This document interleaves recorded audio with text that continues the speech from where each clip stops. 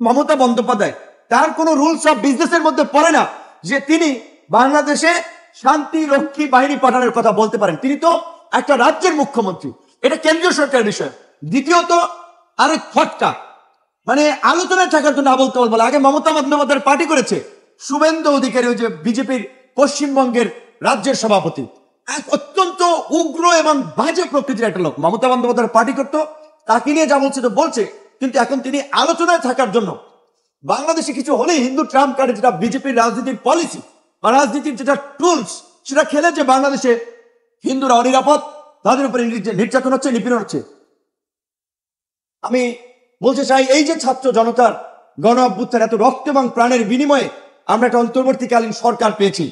এই সরকার এই রাষ্ট্রকে একটা শুধুমাত্র নিরাপদ সড়ক নয়, একটা নিরাপদ ও মানবিক রাষ্ট্র হিসেবে গড়ে তুলবে, সেটি আমরা চাই। কিন্তু প্রকৃত অর্থে সত্যিকার হচ্ছে এই গত 4 মাসে যে সরকারের কর্মকাণ্ড, তাতে আমরা আস্থা এবং ভরসা পাচ্ছি না যে সরকার ওইখানে বাংলাদেশকে নিয়ে যেতে পারবে। আর এই সরকার যদি না পারে, ব্যর্থ হয়, পরবর্তী রাজনৈতিক সরকার পারবে বলে আমি মনে করি না। আজকে এই যে আমাদের প্রতিবেশী রাষ্ট্রের সাথে আমাদের যা হচ্ছে, এটা তো আপনাদের বুঝতে হবে। তো পরিষ্কার যে তাদের দীর্ঘদিনের লালন পালন করা সোনার ডিম পাড়া হাঁস আওয়ামী লীগ খোয়ার ছেড়েছে। কাজে এখন আর তারা ডিম পাচ্ছে না, সোনার ডিম পাচ্ছে না। কাজে এই আওয়ামী লীগকে পুনর্বাসন করার জন্য, এই খোয়ারে ঢুকে ডিম নেওয়ার জন্য যা করা দরকার ভারত তাই করবে। সেজন্য দেশের অভ্যন্তরীণ তাদের এজেন্টদেরকে দিয়ে অস্থিতিশীলতা তৈরি থেকে শুরু করে ওপার থেকে, এই নাম আমি বলতে চাই না, নাম বলে ভাইরাল করতে চাই না, আপনি ধরেন মমতা বন্দ্যোপাধ্যায়, তার কোনো রুলস অফ বিজনেসের মধ্যে পড়ে না যে তিনি বাংলাদেশে শান্তি রক্ষী বাহিনী পাঠানোর কথা বলতে পারেন। তিনি তো একটা রাজ্যের মুখ্যমন্ত্রী, এটা কেন্দ্রীয় সরকারের বিষয়। দ্বিতীয়ত আরেক ফটকা, মানে আলোচনায় থাকার জন্য বলতে বলবো। আগে মমতা বন্দ্যোপাধ্যায়ের পার্টি করেছে শুভেন্দু অধিকারী, ওই যে বিজেপির পশ্চিমবঙ্গের রাজ্যের সভাপতি, এক অত্যন্ত উগ্র এবং বাজে প্রকৃতির একটা লোক। মমতা বন্দ্যোপাধ্যায়ের পার্টি করতো, তাকে নিয়ে যা বলছে তো বলছে, কিন্তু এখন তিনি আলোচনায় থাকার জন্য বাংলাদেশে কিছু হলেই হিন্দু ট্রাম্প কার্ডে, যেটা বিজেপির রাজনীতির পলিসি বা রাজনীতির যেটা টুলস, সেটা খেলে যে বাংলাদেশে হিন্দুরা অনিরাপদ, তাদের উপরে নির্যাতন হচ্ছে, নিপীড়ন হচ্ছে। এই সরকারের আমলে বাংলাদেশের 53 বছরের ইতিহাসে হিন্দুরা সবচেয়ে সিকিউরিটি ভোগ করছে, সবচেয়ে সুবিধা পাচ্ছে। এবার পুজোয় যে বাজেট দেওয়া হয়েছে, বাংলাদেশের কখনো এই রকমের বাজেট এবং প্রিভিলেজ হিন্দু কমিউনিটি পায় নাই। বিএনপির লোকেদেরকে একটা জিনিস ধন্যবাদ জানাবো, এই ক্ষেত্রে চাঁদাবাজি দমন করতে না পারলে বা সেগুলো আলাদা বিষয়, কিন্তু এই হিন্দুদের পূজায় বিএনপির ভারপ্রাপ্ত চেয়ারম্যান জনাব তারেক রহমানের নির্দেশনা ছিল, যেটা বিএনপির ছাত্র দল, যুব দল, মূল দল, এই মণ্ডপে মণ্ডপে টিম করে তারা কাজ করেছে পুলিশের সাথে, আমাদের লোকেরাও করেছে। কিন্তু অবশ্যই বিএনপি এখানে একটা বড় ভূমিকা পালন করেছে, তাদেরকে ধন্যবাদ দিতে হয়। তো এই যে হিন্দু কমিউনিটি এত প্রিভিলেজ দেওয়ার পরেও, ওই চিন্ময় দাস একজন ব্যক্তিকে নিয়ে দেখেন, ভারতের পররাষ্ট্র মন্ত্রণালয়ের কথা বলেছে, ট্রাম্পের অফিসিয়াল তার ব্যক্তিগত টুইটার না, একটা টুইটার নির্বাচন বলে খুলছিল, সেখান থেকে টুইট করাচ্ছে এবং প্রো হিন্দু যারা ট্রাম্পের পক্ষে ক্যাম্পেইন করছে, তাদেরকে দিয়ে পুরো ওয়ার্ল্ড ওয়াইড বাংলাদেশের সংখ্যালঘু নির্যাতন হচ্ছে, এটা একটা প্রোপাগান্ডা ছড়াচ্ছে। বিপরীত দিকে আমাদের দেশের গণমাধ্যম, সিভিল সোসাইটি, রাজনীতিবিদ, আমরা কি কালেকটিভলি তাদের এই প্রোপাগান্ডার বিরুদ্ধে জবাব দিতে পারছি? আমাদের তথ্য মন্ত্রণালয়, এখন আপনি দেশের মধ্যে বাংলায় বক্তব্য দিতে হবে না, দেশের মধ্যে কথা বললে হবে না, ওয়ার্ল্ড ওয়াইড তাদের ক্যাম্পেইনটা কি, আওয়ামী লীগ যে প্রোপাগান্ডা এবং এই আপনার ইন্ডিয়ান মিডিয়াগুলোতে যে অপপ্রচার চালাচ্ছে, এটা তো ইস্টাবলিশ হয়ে যাচ্ছে, কিন্তু এগুলো নিয়ে কোনো প্ল্যান পরিকল্পনা আমরা দেখতে পাচ্ছি না। আমরা বারবার বলছিলাম, এই যে একটা জাতীয় সংকট, অর্থনৈতিক সংকট, সামাজিক সংকট, রাজনৈতিক সংকট, এখন দাঁড়িয়েছে স্বাধীনতা সার্বভৌমত্বের সংকট। এই সংকট মোকাবেলায় জাতীয় ঐক্যের ডাক দেন, সবাই মুখে মুখে জাতীয় ঐক্যের কথা বলছে, কিন্তু বাস্তবায়নের পথে হাঁটছে না। সব দল যার এজেন্ডা নিয়ে আগাচ্ছে, কিন্তু পরিস্থিতিটা যে কি হবে, মানে গ্রামে একটা কথা বলে যে যদি পরে সঙ্গার মই, তখন বলে আল্লাহ নবী তুই গেলি কই, মানে হচ্ছে গ্রামে এই আপনার যে খাতে যে মই দেয়, তো এখন মানুষ ওইটার, ধরেন একজন মানুষ আর কি গরু এবং একজন মানুষ রশি টানে, তো এখন ভুলক্রমে এর নিচে পড়ে গেছে, তখন যে আল্লাহ আমারে বাঁচাও, মানে বিপদে পড়লে আল্লাহকে ডাকে, বিপদ সাইরে গেলে আল্লাহকে ডাকে না। তো এই জন্য বলছিল যে যদি পরে চঙ্গারময়, তখন বলে আল্লাহ নবী গেলি কই। তো এখন এই যে জাতীয় সংকট, এটার জাতীয় ঐক্যের মাধ্যমে এটা মোকাবেলা করা দরকার। সরকারের দিক থেকেও সেরকম এখন পর্যন্ত পদক্ষেপ দেখতে আমরা পাচ্ছি না। আমরা বলছি যে অন্তত এই যে আনসার আন্দোলন, মাইনরিটিদের দাবিতে আন্দোলন, বিভিন্ন এই যে ছাত্রদের আন্দোলন, একটা গণ অভ্যুত্থানের পরে কেন এত দাবি দেওয়ার আন্দোলন চলবে? কেন রাস্তাঘাট এখনো বন্ধ থাকবে? কেন শ্রমিকদের আন্দোলন চলবে? তাহলে কিসের অভ্যুত্থান? মানে পাল্টা অভ্যুত্থান, বিপ্লবের পরে প্রতি বিপ্লবের পরিস্থিতি। তাহলে এখন করা উচিতটা কি?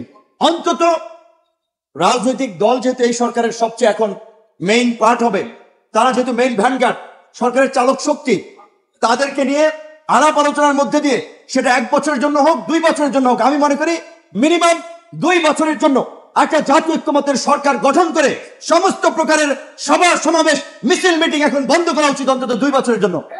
কারণ আপনি রাষ্ট্র করতে পারবেন না, এখন কিসের দাবি দেওয়া? আমরা বলছি যে এটা আমাদের সরকার, তারেক রহমান বলছে এটা এই আমাদের সকলের সরকার, এই সরকারকে ব্যর্থ হতে দেওয়া যাবে না। জামাতের আমির বলছেন, সাংবাদিকরা বলছেন, আমরা তো সবাই বলছি। তাহলে কেন এই সরকারের প্রতি আমরা আস্থা রাখতে পারবো না? অবশ্যই সরকার কিছু কাজ করেছে যেটা অনাস্থার জন্ম দিয়েছে, সেগুলো আর বলতে চাই না। সরকারকে এটুকু বলতে চাই যে আপনারা অংশীদারদের সাথে আলাপ আলোচনা করে উত্তরণের পথ খুঁজুন। জাতীয় সরকার, জাতীয় ঐক্য ছাড়া এই পরিস্থিতির মোকাবেলা করা সম্ভব নয়। 6 মাসের মধ্যে একটা ইলেকশন দিয়ে একটা নির্বাচিত সরকার আসলেই এই পরিস্থিতি ট্যাকেল দিতে পারবে না। ডক্টর মোহাম্মদ ইউনূসের যে ইমেজ এবং কানেক্টিভিটি যে নেটওয়ার্ক, সেইটাকে কাজে লাগিয়ে যদি আমরা এই পরিস্থিতি ওভারকাম করতে না পারি, নির্বাচিত সরকার আসলেই এই পরিস্থিতির মোকাবেলা করতে পারবে না। কিন্তু আমরা জানি না আসলে তার সরকার কি করছে এবং কি করতে চায়, কারণ রাজনৈতিক দলগুলোর সাথে সেই ধরনের দৃশ্যমান কোনো আলাপ আলোচনা, অগ্রগতি, পরামর্শ, মত বিনিময় আমি দেখতে পাচ্ছি না। আরেকটি কথা আজকে বলতে চাই, কাঞ্চন ভাইকে অক্টোবর যে নিরাপদ সড়ক দিবস পালন করে তাকে এবার দাওয়াত দেয়, কারণ সে নাকি আওয়ামী লীগের দোষর। ইলিয়াস কাঞ্চনের মতো মানুষেরা যদি আওয়ামী লীগ করে, এটা ভালো, তাহলে তো দেশের এই পরিস্থিতি তৈরি হতো না। আওয়ামী লীগ তো একটা দেশদ্রোহী দল, স্বাধীনতা সার্বভৌমত্ব বিরোধী ভারতের লেজুর ভিত্তিক দলে পরিণত হতে পারতো না যদি তাদের মতো ব্যক্তিরা আওয়ামী লীগে থাকতো। আজকে আমরা বলছি, হ্যাঁ, এই দেশে 1.5 কোটি মানুষ আওয়ামী লীগের সমর্থক আছে।